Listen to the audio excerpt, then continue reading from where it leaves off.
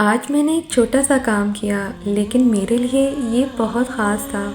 رمضان میں سب افطار بناتے ہیں لیکن میں نے آج سوچا کیوں نہ اس خوشی کو صرف اپنے گھر تک محدود نہ رکھا جائے۔ آج جب میں کچن میں کھڑی افطار تیار کر رہی تھی تو دل میں ایک سوال تھا، کیا ہم واقعی رمضان کی روح کو سمجھ پاتے ہیں؟ کیا رمضان کا مقصد ہمارے دلوں تک اترتا ہے؟ رمضان سے بھوکا رہنے کا نام نہیں بلکہ یہ احساس کا نام ہے۔ یہ یاد دلانے کا نام ہے کہ ہمارے آس پاس بھی لوگ ہیں جو ہماری طرح دسترخوان سجا نہیں پاتے، جو اذان مغرب کا انتظار تو کرتے ہیں لیکن ان کے سامنے صرف سادہ پانی اور چند کھجوریں ہوتی ہیں، یا کبھی وہ بھی نہیں۔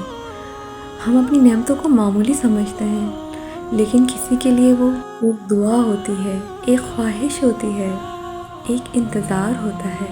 کبھی ہم نے یہ سوچا ہے کہ جس کھانے کو ہم عام سمجھ کے کھا لیتے ہیں، شاید کہ کوئی اس کھانے کے لیے ہاتھ اٹھا کر دعا کر رہا ہو۔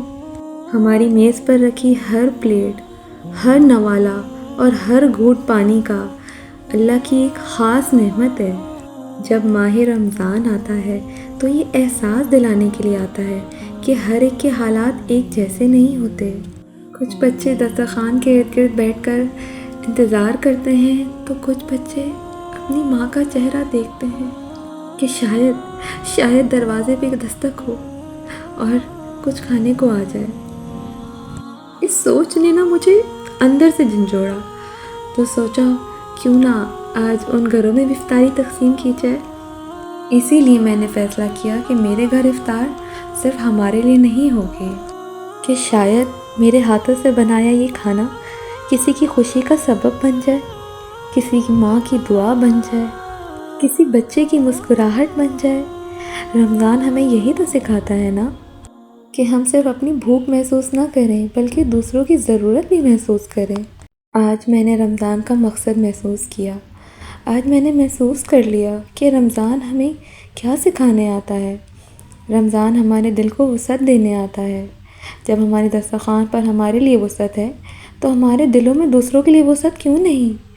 جب رمضان ہمیں صبر سکھاتا ہے تو رمضان ہمیں بانٹنا بھی سکھاتا ہے، اور یقین جانیے یہی رمضان کا مقصد ہے۔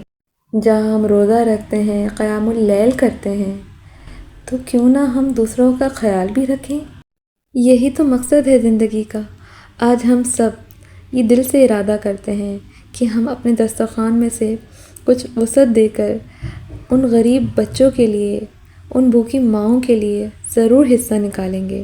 آج جب میں نے اپنے برتن سجائے تو آنکھوں میں خوشی کی آنسو تھے، آنکھوں میں نمی تھی، آنکھوں میں یہ چمک تھی کہ میری شاید دی ہوئی کچھ افطاری سے کسی کی تھوڑی بھوک مٹے، کسی کے دل سے دعا نکلے، کسی کی مسکراہٹ کا سبب بنے۔